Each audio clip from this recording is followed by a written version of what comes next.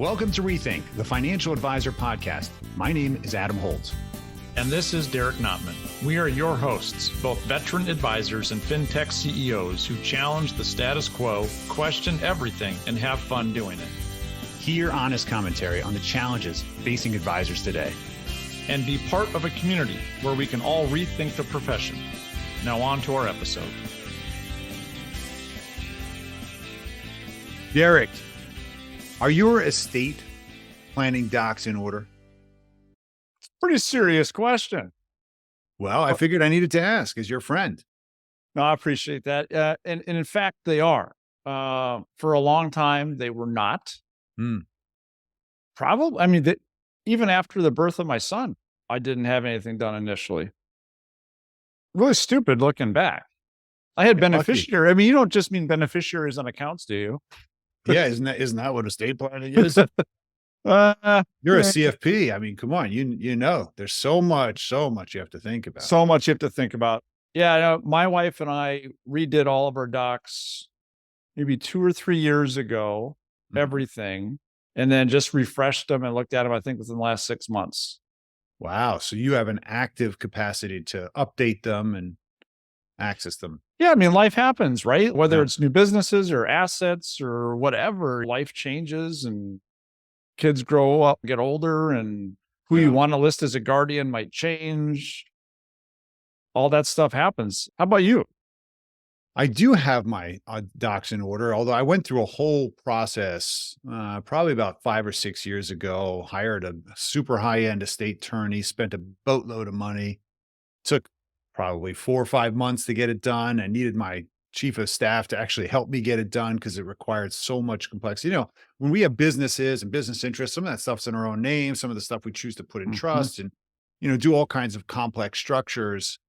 And this stuff gets really, really complicated and intimidating more than anything. But I think the biggest challenge has been, as a financial advisor, getting our clients to do this has been really, really tough. And I think that we've let a lot of people down, Derek. A lot of people. You've probably experienced. Have you ever dealt with a family that's not had their docs in order?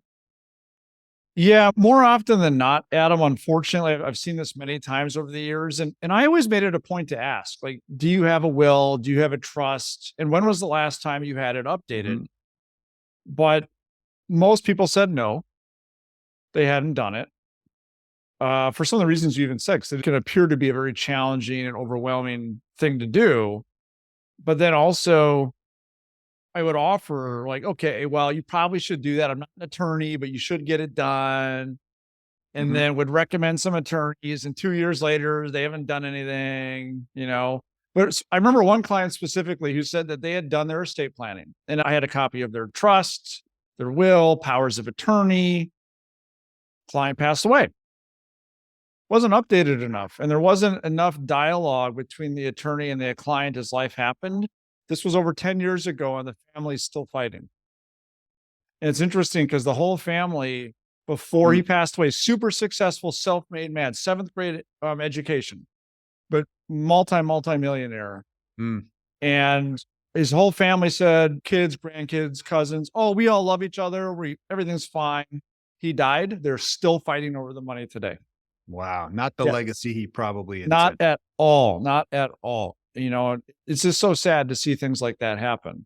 How about you? Have you ever dealt with something like that? I got inspired by this idea a bunch of years ago called the 100-year legacy. And I started asking my clients this question. What's the 100-year legacy? Of course, most people had never even heard of this. And I said, well, I'm literally making it up. What is the 100?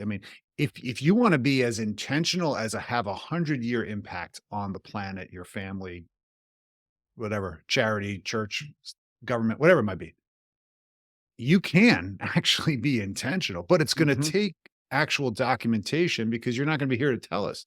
And I've had a couple situations. I had a situation, not too long ago, where a couple was always like, we're not going to do it. We're not going to do it. They decided to become pilots. You can kind of hear the end of the story. Oh, no. They took their private plane and they flew to go visit their daughter and the plane didn't make it. And their argument was always, well, the other spouse, if we lost one, the other spouse would have everything in order to fix everything and get it in order and get the assets and insurances and the income. Now what? So The Oh, surviving daughter was obviously in a very, very difficult situation. I couldn't help but think, gosh, I could have done a better job of really forcing it. And not too long ago, my neighbor was actually in a long-term relationship, and there was no documents, no planning. They never wanted to talk about it. And her partner just up and died unexpectedly, and she got left with nothing. And he was supporting her 100% for the last 10 years. So oh, it was really difficult. Like, you know what I find? The number of people who go from having a loving relationship to literally cursing the name of the departed person because they left them in such a lurch because they just didn't do their basic docs. yeah. It It happens way. caused that much stress. It literally destroys the Oh, memory and the legacy. And that's something we can actually avoid. We can help people avoid that. That's a there's a real cure for this, right? Yeah. You can There's do a it. cure. There's Gosh, a it doesn't cure. have to be like this. But yet, for some reason, still people avoid it and so forth. So that's why we wanted to talk to Cody Barbo. So as you probably noticed in the title here, we invited Cody because Cody is the co-founder of Trust and Will, probably the fastest growing estate planning tool, if not the fastest, out there, where they've actually figured out how to scale solve this problem across all 50 states. Tell me what you know about Cody. Yeah, I've known Cody for, man, it's got to be 4 years now, give or take. Really great guy, a dad, a serial entrepreneur, very supportive of the entrepreneur community as well. But like Trust and Will is partially a brainchild of just some issues that he went through and experienced himself, which you'll hear him talk about here in a moment. But they're onto something. I mean, he even references that so many people in the country don't have any estate planning done at all, at least formal estate planning done. Because remember, like, at least I would argue this, but let's get an attorney to verify. But I think every state has, what do they call it? Intestate laws, Yeah. where you die, if you die with nothing in writing, the state decides for you, The state right? has a default plan. Exactly. It has a default plan. I would rather control that plan myself, but it's such a massive problem. And he talks about that and why they did it and all that. But Mhm. just a really interesting story, and their success is fantastic. They're on a rocket ship and then some for sure. That is true. That's true. Awesome. Well, let's hear what he had to say because I think you'll find this pretty enlightening. Cody, thanks a ton for joining us today. Really appreciate it. Please tell us more about your unique perspective on the financial advice space. Yeah. I mean, we've been in the channel for over 4 years now. And I think one of the biggest shifts we're seeing with advisors, I'm trying to use this term, the full stack advisor. And you're like the therapist to somebody's entire life. So your expectations to have knowledge and expertise on tax, estate planning, insurance, in addition to finance is pretty important. And maybe just like general life advice as well. I'm curious because you were obviously you worked on several other startups before you did Trust and Will. I'm curious, what brought you into this space specifically?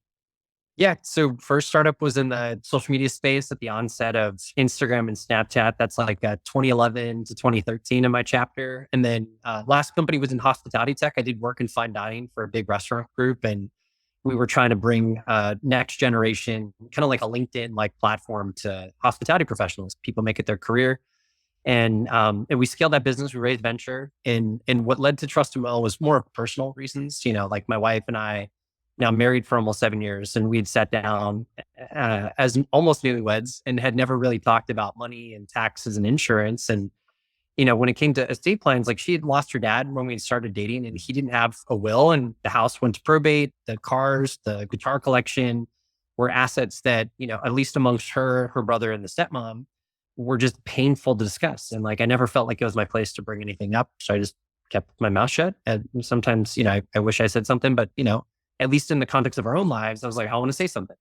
If we're going to spend our whole lives together. And at the time, we didn't have much, but now we've got a house, we've got kids, we've got cars, we've got a life, we've got aging loved ones. Like, it's a lot more full center as like a sandwich generation, and put all three of us in that bucket. And no one was doing this with like a modern best in class solution. And that's really what set out Daniel and Brian, my two other co-founders, and I, to want to solve for this. Is like, this is an everybody problem. And if nobody's doing it to our expectations, like, no offense to LegalZoom, like, let's go try and build the best version of our vision for what this could be. Got it. I mean, do you have ideas of how big these problems are in terms of how many people are unprotected with respect to wills and trusts? Yeah, I mean the stats. This is late 2017, so there's not like a de facto source on estate planning. Like when we tried to figure out, well, who's doing this? Why is there not a TurboTax like company that's like very prominent in the market? Nobody talks about estate planning, and that's kind of what we surfaced with some back of the napkin math. We're like, okay, there's a couple sources that say more than half of all adults don't have this. Generally, if you look at like the demographics, boomers about 50, 60% have it. Gen X, there's a bigger gap. Millennials, there's a huge gap. And over the last 5 years or 6 years since we started, I put myself in the elder millennial bucket now on the back half of 30, that, most of us are getting married, having kids, built like really building our wealth for the first time. And we figured that there would be like the same adoption we saw with Gen X and boomers with millennials over the next 20 years. The one thing that we weren't thinking of that's very prominent today in our pitch, mostly to investors, is the wealth transfer piece. You have boomers over the next 20 years transitioning 70 trillion in assets, mostly to younger Gen X and millennials. Yeah. And it's like the one lottery ticket you get in life is an inheritance, and nobody's prepared for that. And that's really what got us excited about solving this business opportunity beyond just estate planning documents. That's what people think of us for. That's great for consumers. But to our investors and to our partners, like we're solving for wealth transfer over the next, 10 to 20 years. It's a great transition into the fact we know that you guys have been moving into the advisor space pretty significantly. Can't go very far without saying Andreas anywhere at a conference in fintech these days. But what do you think is the missing opportunity that advisors are just not addressing? They don't have estate plans themselves. I think that's one of the key reasons why we got into the channel. We've been in business for 6.5 years. The first 2.5, we didn't have an advisor tool. And we'd have advisors reach out and like, ask like, hey, do you have PDFs? Like I've talked to my clients about this. You guys would be a great option in my menu, because every advisor should have the attorney relationships. A lot don't, or they can't get the clients to actually go meet with the attorney, let alone do the estate plan. So that was kind of our belief as there's only one player at the time, which I guess has been rebirthed as Encore Estate Plan. So give them some credit, but like there was no one in this channel building a brand and building awareness for the importance of estate planning. So our go-to-market was, let's just go meet with advisors and ask them if they have an estate plan themselves. If not, then hey, check out Trust and Will, see if it's a good fit. And if it's a good experience, like would you feel confident recommending it to your clients? And, fast forward 4 years later, we've got over 13,000 advisors now that have signed up with us, large broker dealers, RIAs, everyone in between. And now that the conference circuit's been in full swing back last year and a half, like we've got a team that's out there just trying to create awareness for this, even with other players in the space too. Well, it sounds like one of the action steps is that advisors, anyone listening to this, should take a look at their own estate plan. And if they don't have one, maybe get one. What other action steps would you ask advisors to think about when they're working with their clients and estate planning comes up? Yeah, it's not just the clients not having an estate plan. It's when's the last time it's been updated. You take an average advisor and their book of business and client age range can be like late 20s to 60s and 70s. And, as much as we like to anchor in on the positives, like, hey, you got married, bought your first house, had kids, like, advisors, I go back to that therapist angle, but like they're typically the first to know if you are going to get divorced or if you're having a major health scare, you just lost a loved one, a parent, or even a spouse or partner. And if you're getting remarried, you have a blended family, there's dynamics that are in play that you're often the first person that's being told about this. And you're thinking about it through the lens of their financial life and wealth journey. But you spend your whole career navigating this family and their estate. Why not protect it multi-generationally? So we really want to encourage advisors not just to get their clients to create the estate plan, but come back and make updates. Because that's the thing all the time. I ask, my team laughs at this point because I ask it on every call, every external call, especially. And I ask people in person, if they have an estate plan, people say, yeah. And then my follow-up question is, well, when did you create it? When's the last time you updated it? Most often people never touch it again. It goes in the box for 30, 40 years until you expire. Right. And nobody knows where it is. That was the other thing with Trust and Will. Like I was prompted by my wife's experience, but my own parents, like modest retirement, and they'd never mentioned to my brother and I'm the oldest, they'd never mentioned the estate plan. And I was like, hey, like, do you have this? Mom goes into the garage, gets a box, it's in there. I'm reading through this like legal gibberish that no consumer understands. And I see my brother and I's name all throughout. And I'm like, oh shit. And then I'm seeing age provisions. I'm like, okay, at the time when they created it, we were younger. So there's age provisions. Now we're older. I was like, I am responsible for this. And my brother and I split everything evenly. We've got a great relationship. But that was my first question back to them. I was like, who set this up? Who do I call? Like, Right. if you guys die, like, what's the order of operations? I think this is something nobody's prepared for in the country. And that's where with TrustML, you have the ability to notify loved ones of the estate plan that it exists on TrustML, similar to how Apple has a legacy contacts feature. You can appoint a legacy contacts. I travel a lot. So every time I leave, I tell my wife or my mom, say, hey, if something happens with me, you have access to the estate on TrustML. And same with my parents. They updated as they followed us out to Texas, they updated their estate, and you can share access with the plan as well. So I have my mom's plan in my dashboard as well. So if something happened to them, I can click into it and have some next steps. So kind of, create a network effect around the estate plan.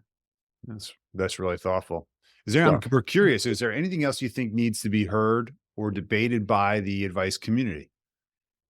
Yeah. And one thing that I actually really appreciate about the advisor channel is like, so we sell trust and wills, and most people know what a will is through family or pop culture. So we do a lot of education. That's really like the biggest barrier to this is the lack of education and good old procrastination. So like, it's funny how in the advisor channel, like everybody gets, well, how do you guys compare to wealth or vanilla? I'm like, okay, why start there? Like, let's talk about your book of business. How many of your clients have an estate plan? Like, how many of them have an estate plan? Because if you can't get most of them to do this, like, who cares? There could be 50 more companies coming into this channel.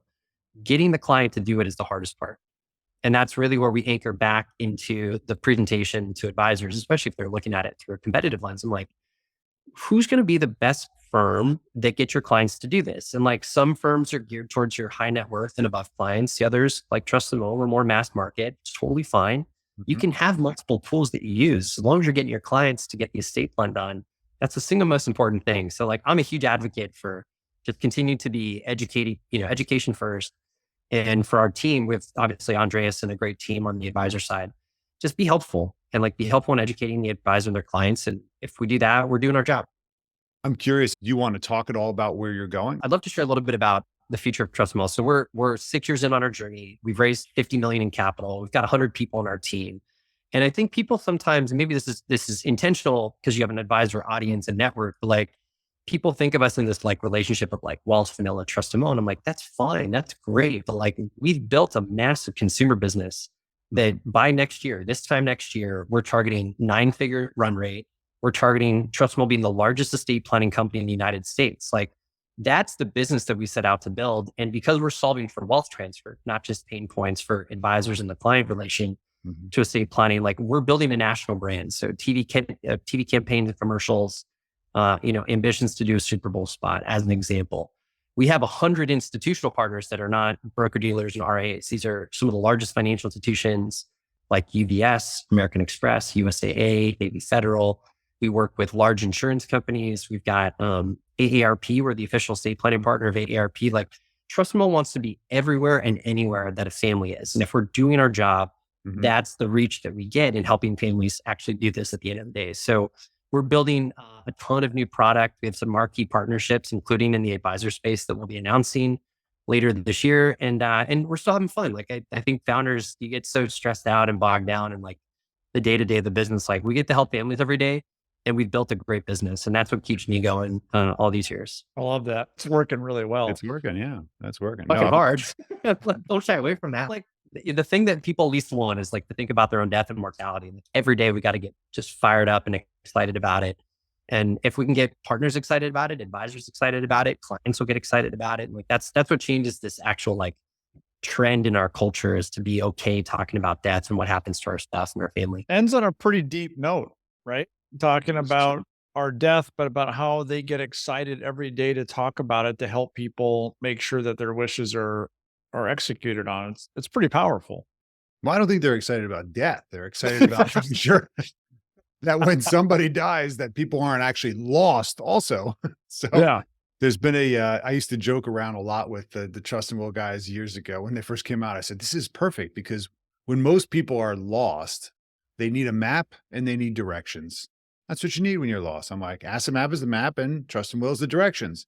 Bingo. And it's that kind of classic meet the core need. And I love what he said is that it doesn't really matter so much if it's the best planning tool. It's the reality is people have zero, right? So they're starting from no place. Yeah. Yeah. And we know this. We've seen this 100 times with our clients. Oh my gosh, so many times over the years. And How many times as an advisor have you said, hey, you know what? Do you have a will or a trust? No, we don't.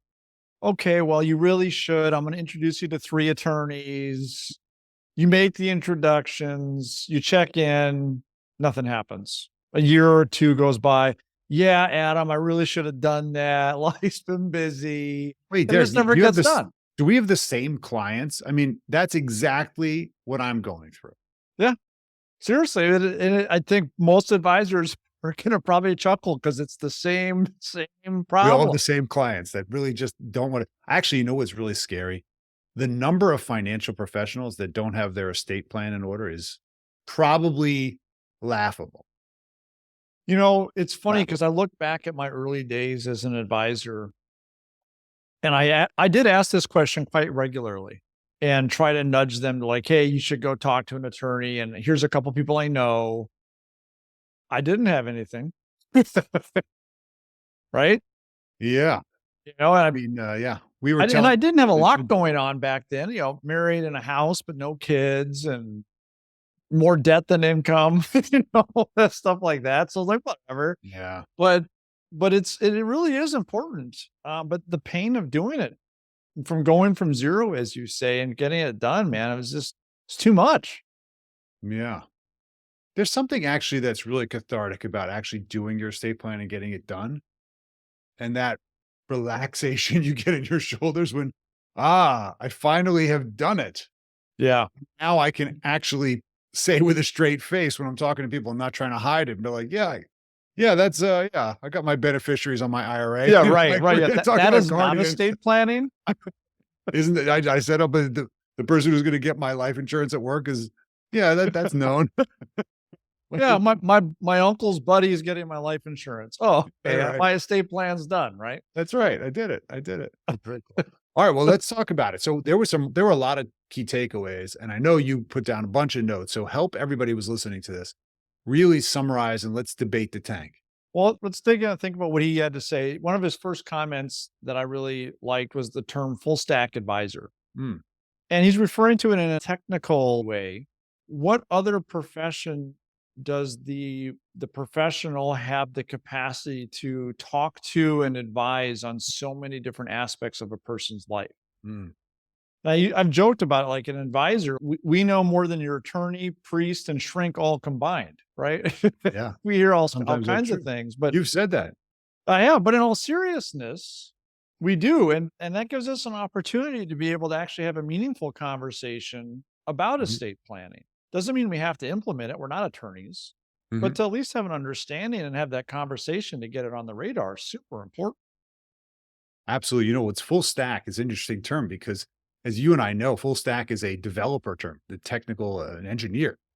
Full stack means you understand the front end and the back end of development, the database and the user experience. That's a rare person that understands full stack, but full stack for a financial advisor would imply that you are looking out for things that you don't necessarily get compensated for. Yep. That you're actually thinking about this holistic mindset that a lot of advisors have been using, this best interest, holistic, comprehensive advisor. And yet we're still seeing such a gap in the estate planning and the GSD of getting it done, right? Yeah, we've touched on this before. Maybe it's an issue that the advisor doesn't get paid to do it. Hmm. I don't Hmm. know. Maybe not. But like literally while we're recording this, I got an email from a client asking if I do wills. Like, so it's top of mind. Like, no, I've never done that, but I have a resource for you. Yeah. And it'd be cool to give them a resource that's client directed. It's easy. It helps them get it done quickly. I mean, it makes a whole difference on the user experience. Yeah. Well, 'Cause I people think you're don't want right. to get it done. No, look, there's lots of reasons why we've talked about every excuse in the book. You can probably even think about them yourself if you're an advisor, why your clients won't do it. Almost all the time, it comes down to procrastination or intimidation, or I don't know the answer. I don't. We're going to debate and have a fight over who should be the guardian. So I don't want to start that fight today. Let's just kick the can and let's Yep. not discuss what we want in our wills because the guardian, who's going to take care of the kids, or whether I want a DNR or I don't want a DNR. Right. These things are going to be fights in a household. Sometimes people avoid that, or they don't want to look at the cost. And I think trust and will is in the hundreds of dollars to get it done. We had a Yeah. situation in our family where someone was getting surgery. We got it done using trust and will literally in 2 hours notarized. It was done. Amazing. Everything, soup to Amazing. nuts, all online, no attorneys involved. And we got it done. I think that was more important from a just relaxing standpoint, from a, oh, relief. We've Yeah. gotten it done. They facilitate a great experience. So, my family and I, we did all of our estate planning through them. Really? They mailed our docs to us. We had a notary public, a mobile one, come to our house, Oh, no way. and we got it done. It was a great experience. So they do make it a lot easier. And what I like what he also had to say is that this isn't everybody problem. Hmm. And he and his team were trying to think like, how can we solve an everybody problem that we're experiencing ourselves? And it's true that because not a lot of, when they came out on the scene, not a lot of companies were really doing this at a mass scale. Mm-mm. And I think the two experiences you and I just shared are great examples of why people would consider a service like this Yeah. versus over the old way of doing it. But he did mention that for the advanced estate planning cases, for the smaller percent of the population that is super high net worth, they're probably not the best solution. That it's okay to go to an attorney and pay for those services, but Yeah. that's okay too. So I don't know. It's really interesting how they've tackled this. Absolutely. Look, solving a massive problem is really quite amazing. I mean, you see the kind of the social impact they're going to have, especially as employers are starting to offer this as a fringe benefit or a voluntary benefit.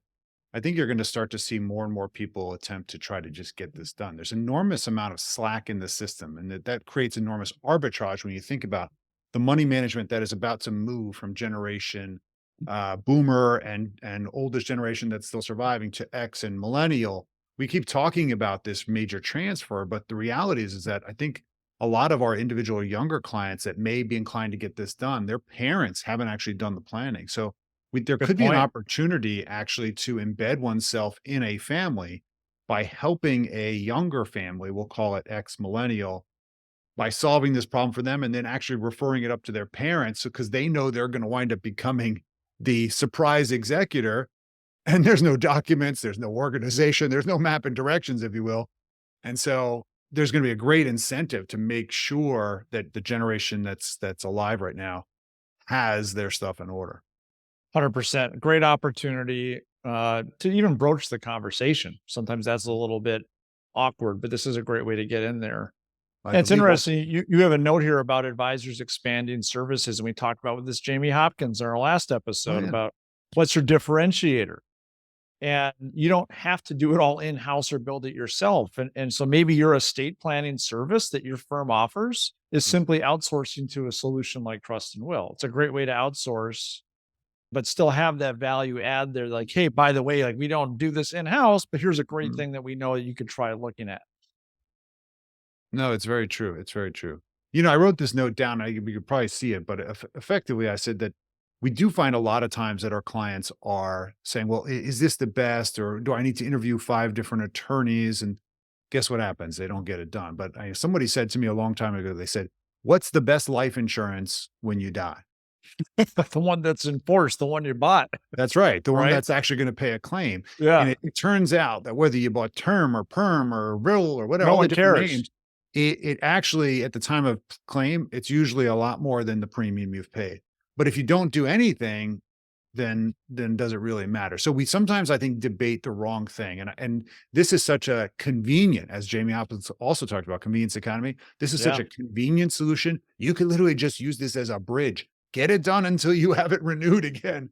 And I think that's the big question that we should really be asking all of our clients and all of our other fellow advisors is when's the last time you really reviewed this and what are you going to do about it? Can't you just get this done this weekend and just move on and then at least buy yourself a little bit of space? 100%. And if you go through it as an advisor, yeah, you're taking care of yourself and your family, but now you can speak to the experience with conviction if you are Yeah. actually going to end up referring it. And it's Oh, not yeah, just, yeah. it's not just like what I used to do, like, hey, you should get a will. And no, I don't have one. No. That's right. You should all over them. I should all over you. You should do this. You should You do should this. do this. I Well, that's haven't good. done it, but don't worry about me. This That's isn't right. about me. Right. Investments? No, I don't have investments. Insurance? What's that? Wills? No, I don't have to do. I'm just in But sales. you should buy it. I tell you what, it's really funny. I know that my business had some real moments that it exploded when I started doing what I was telling my clients to do. Oh, yeah. It changed from like a conviction. I do this myself. Let me show you mine. And they're like, oh, well, you do it. I'll do whatever you do. Right. Cause they figure you're going to do what's best for yourself. But we see the shoe cobbler situation and advisors that haven't done half this stuff, let alone set up the trusts and put all the stuff off your balance sheet. I mean, there's lots of stuff that we know how to do, but don't do what we know. It's almost a risk as an advisor. Think about it. You are one question away from appearing to be almost, I don't know if this is the right word, but I'm going to say it anyways, to be a fraud. Oh, And so maybe that's not the best word, but I think, like, let me explain is that what if a client asks, hey, do you own whole life? Do you own term? Do you invest your money in this with this wealth manager? And if mm, your answer is no, then that's a major red flag to the client. And I don't know how many clients are going to ask that, but some will. And I would say probably more now into the future than not, just because we are all about information. So how are you that's a going to be able great to answer point. that question? Yeah, but the funny thing is, I think about it from the alternative side, which is if instead of them asking, why don't we just volunteer that information? Because we have already done it. Ooh, Right? That's why I'm saying my business changed when instead of the clients didn't have to ask. you I had to told say, them. let me show you my asset map and let me show you how the complexity that I'm dealing with. I had to do this and this to work around it, but I'm recommending you do this, but you don't need to do this yet. You're not ready for that. Right. So I have bought all this insurance, but I put it all in trust at the inception because I know what's happening to my net worth and I'm planning for that inevitability. Oh, Adam, why are you doing it that way? We want to do it that way too. I'm like, okay, fine. Well, we could do that, but we don't have to. So there's a way when you've walked the path to say, hey, walk this path with me. The estate plan is no different. When I did a full estate plan, I went crazy and I followed one of my wealthiest clients. So I'm like, I'm going to do what they did because they know what they're doing. And I literally structured everything. Took months with a really top end attorney, which was a lot of money as well, right? But once I had done that and I shared that with people, it gave me a much different credibility All because day I long. wasn't asking them to basically go jump off the cliff. I had already done that and I knew how to land. And that's an important aspect, I think, for this. What a great way. And we've been talking about what's your value add and your differentiator, offering the service, but also being a consumer of that service. Yeah. Yeah, I love it. I love it. That's great. Can I do an experiment here? Oh, sure. Don't worry, it's not going to cost anything. So if you're listening to this right now, I want you to pay attention to the following questions because we're going to ask you these questions. All right.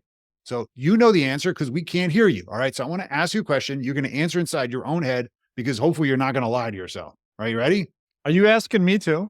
Well, you can answer these in your own head. Okay. My Don't own, tell okay. All everybody. right. So We don't I want to know. won't talk. All right. Okay. Good. Ready?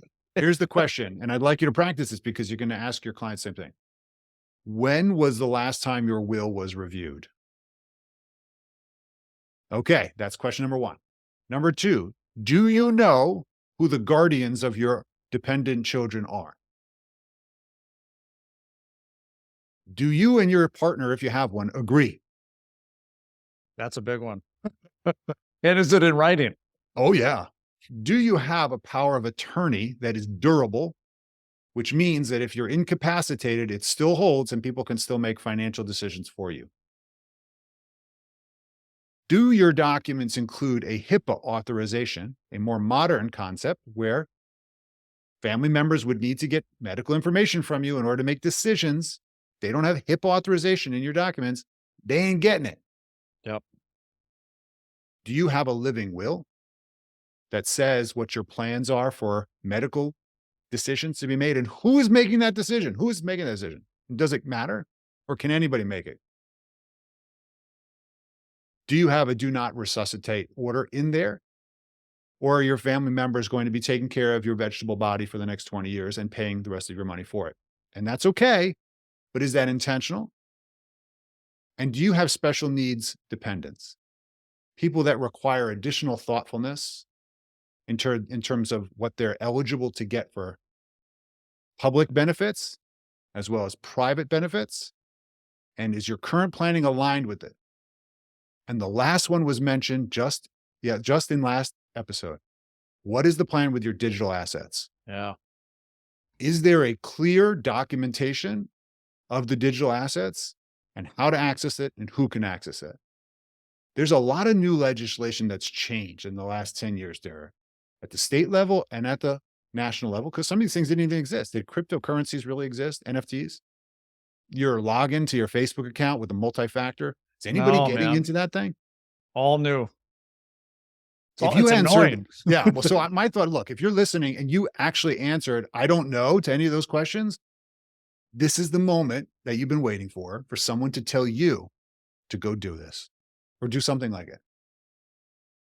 That's so powerful, Adam. I'm glad you mentioned all that. So if you're listening, go stop what you're doing after this episode's over and go figure the answers. You to could put these us on questions out. pause, right? The They can key put is us to on get it pause, done. but yeah, they got to finish the episode still. They gotta finish. What could be coming? That's awesome. No, Look, I I love. think I don't even know really what to follow that up with. Honestly, I think that is those are solid, specific takeaways, and help yourself, help your clients. I mean, it's huge. look, and it's as easy as we just did that, right? I mean, that wasn't scripted in any form. That's a list. You guys know this in your head if you've been in the space for any length of time. These are just smart things to get done. The challenge is nobody's asking these questions to the rigor that I think we all should be, and I think are expected to as their financial advocate. And I think that's important, not just for the clients that you're dealing with, but also for their parents. Your clients' parents, if they're still alive, may very well be unknowing executors or executrixes, trustees or guardians, and they don't even know it. It Yeah. could change your life to find out all of a sudden your brother's kids are now yours. Yeah, and they're in a and different nobody state. Oh, Right. and nobody thought about the finances, and your Yep. brother didn't have any insurance or any trust planning, and now all the assets are going to his second wife, and you got the kids. Does that change your plans? It Oh, might. yeah. It might, especially if they're underage children, right? So think about that. Like just this little thing, you could get some stuff done and you'd have some ammunition to deal with these challenges. And I think we tend to turn a blind eye because we don't want to talk about it, but it's really dumb. It's like dumb already. Well, yeah, right. And last time I checked, every single one of us has an expiration date. We don't know when it is, but it's going to Mhm. happen. So wouldn't it feel Yeah. better just to get this stuff done, have the peace of mind, and then go do the things you really want to do? Yeah, absolutely. Just so you know, none of us, we're not compensated by Trust and Will at all, but Not whether at you all. use them or you use anyone else, the real key here was to bring up the topic and hopefully get us thinking about it because this is rethinking financial advice, Derek. And that's what we're asking everybody to do. 100%, man. I love it. All right. Well, with that, we're going to wrap this up and give you time back to go get some of this stuff done. And of course, check and see if your documents are in order or ask the people who would know in your family and make sure that there's a path to get something done. I really challenge you to try to talk to 3 to 5 people this week, right? Ask these questions, get more comfortable talking about it. And if you have a resource like Trust and Will, that's fantastic. Or if you have a relationship, go use it, but just please put it to work and make sure you take care of several families this week alone. They will appreciate it. And I'm guaranteeing it's going to come back to you in many ways forward. And that's just an experience we've both had in doing this personally. Well, I thank you, Adam. And Cody, thank you for joining us. Love what you and the team are doing over at Trust and Will. Really appreciate you sharing more about your journey and what you guys are doing to help people at large. I mean, across the country at this point. So all of our listeners, thanks for joining us again. As always, we know you're giving us lots of 5-star reviews because those are the only ones we allow. Make sure you follow us on LinkedIn, subscribe to the podcast. Please share it. There's so many advisors out there that can benefit from the stuff in this podcast. So please share it and get the message out there. And if you've got something you want us to talk about, send us a note. And you can watch us on YouTube if you're not Oh watching. yeah, we're starting to do Now video see now us. too. That's right. So you can see how silly we look all the That's time. it. Yeah. All right. Anyway. That's good. Awesome, my friend. Well, great to see you. And I look forward to our next opportunity to rethink financial advice. Sounds good, buddy. Chat Cheers. to you later. Thank you for listening to Rethink, the Financial Advisor Podcast with Holt and Notman. Be sure to subscribe now and join the ongoing conversation. The information covered and posted represents the views and opinions of the guest and does not necessarily represent the views or opinions of Asset Map or Connector. The content has been made available for informational and educational purposes only